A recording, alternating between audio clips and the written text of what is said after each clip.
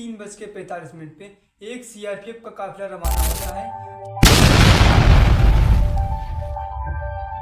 इस हमले को अंजाम दिया था, उसका नाम आदिल अहमद था। जैश मोहम्मद सल्लल्लाहु अलैहि वसल्लम के फिदायीन स्क्वाड में शमूलियत इख्तियार 30 मिनट पे 5 एयरक्राफ्ट मांगे थे।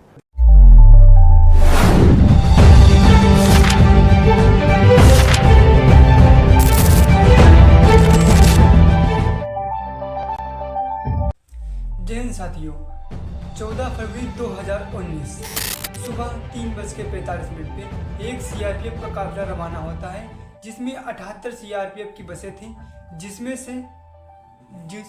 2500 सैनिक सफ़र कर रहे थे। इस बस को जम्मू से श्रीनगर जाना था। ज़्यादातर इसमें वो जवान शामिल थे जो छुट्टियां काट कर अपने घर वापस आ रहे थे।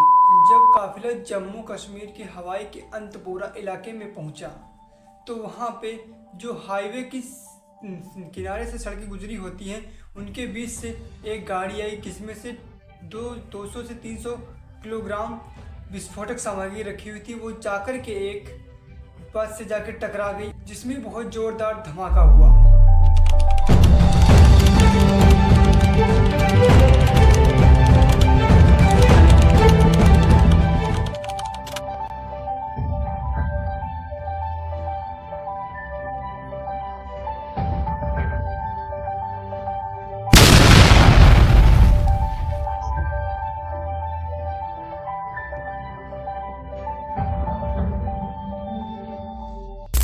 जिसने इस हमले को अंजाम दिया था, उसका नाम आदिल अहमद था, जो कि फरवरी 2018 में एक जैश-ए-मोहम्मद के ग्रुप में जुड़ा था। एक ऑर्गेनाइजेशन होता है जो आतंकवादियों को ट्रेनिंग देता है और इनको बोलता है कि अब मजहब के नाम पे लड़ो, इनके नाम पे लड़ाई करो, तो इनके बारे में कोई प्रोटेक्ट करता है।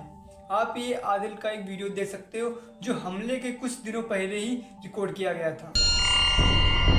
मेरा नाम आदिल अहमद है और मुजाहिदीन के सफ़ों में शामिल होने के बाद आप हजरात मुझे वक्कास के नाम से जानते हैं।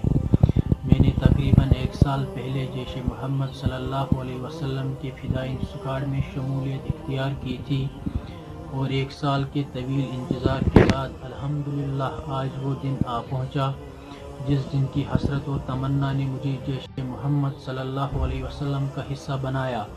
और मुझे अपने रब से ये उम्मीद है कि मेरा ये पैगाम जिस वक्त आप हजरात तक पहुँचेगा, उस वक्त मैं रब की जन्नतों के मज़े लौट रहा हूँ इंशाअल्लाह। वहीं द हिंदू आर्टिकल के अनुसार जम्मू कश्मीर पुलिस के अनुसार जैश-ए-मोहम्मद JIM के 4 आतंकवादी मसूद अजहर, उसका भाई अब्दुल अफर हजरत, अहमद अलवी और आशिक नेगूरा दक्षिण कश्मीर के पुलवामा में 2019 के हमले में साजिश रचने वाले अन्य 19 लोगों को इसके मामला जो सामने। इतना सब होने के बाद अब भारत की सरकार चुप नहीं बैठने वाली थी, तो उसने भी 26 फरवरी 2019 को 3:30 पे भारतीय वायुसेना के लड़ाकू विमानों मिराज 2000 के एक समूह में नियंत्रण रेखा के पार जैश-ए-मोहम्मद के प्रमुख आतंकी कैंप्स को नष्ट कर दिया। जब वहां के प्रमुख आतंकी कैंप को नष्ट कर दिया गया, और इसी पुलवामा हमले में जो जम्मू कश्मीर के पूर्व राज्यपाल सत्यपाल मलिक का एक इंटरव्यू लिया गया, जिसमें इन्होंने ये बताया है कि इसमें हम अपनी ही गलती थी, इतने लोग मर गए हैं और हमारी गलती से मरे। तो वहीं पे सत्यपाल मलिक जी ने बताया कि होम मिनिस्ट्री से इन्होंने सीआरपीएफ के जवानों ने 5 एयरक्राफ्ट मांगे थे, जो इनको दे देने चाहिए थे, पर इन्होंने जो मिनिस्ट्री थे, इन्होंने देने से इनकार कर दिया। 5 एयरक्राफ्ट मांगे थे।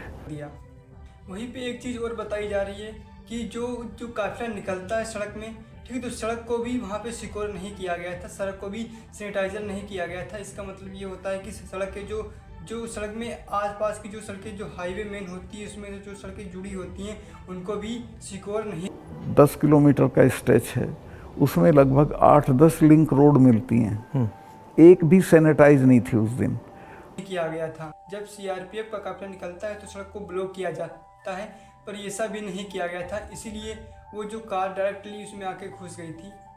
वहीं पे पाकिस्तान के एक विदेश मंत्रालय ने 16 अप्रैल को कहा कि 14 फरवरी 2019 को पुलवामा हमले के संबंध में जम्मू कश्मीर के पूर्व राज्यपाल सत्यपाल मलिक के आरोपों ने यह साबित कर दिया कि मोदी सरकार ने इस घटना का इस्तेमाल हिंदुत्व को जोड़ने और आगे बढ़ाने के लिए किया।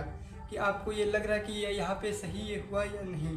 और गौरव गोमाई ने पूछा कि सरकार 4 साल बाद भी पुलवामा हमले की जवाबदेही की मांग पर क्या अनुरोध कर रही है। दरअसल ये जो आतंकी हमला हुआ इसकी साजिश कई सालों से हो रही थी पर इसको जो अंजाम 14 फरवरी को ही दिया गया। और इस पुलवामा हमले का कहीं ना कहीं आर्टिकल 370 से भी कनेक्शन हो सकता है। तो ये आर्टिकल 370 को पुलवामा हमले के बाद इसको हटा दिया गया। इसको फाइनली 5 अगस्त 2019 को हटा दिया गया। आखिर ये आर्टिकल 370 क्या है? तो अनुच्छेद अक्टूबर 1949 में अस्तित्व में आया आर्टिकल 370 कश्मीर को आंतरिक प्रशंसा और मामलों की सतत प्रदान करता है तथा इसे उसी विदेश मामलों में वित्त, रक्षा और संचार के छोड़कर के सभी मामलों में नियमित बनाए रखने की अनुमति देता है। और यह आर्टिकल कश्मीरियों को उनका एक ध्वज होता है, उनका एक झंडा होता है अलग से, और उनका संविधान होता है उसकी भी अनुमति देता था। इसमें आप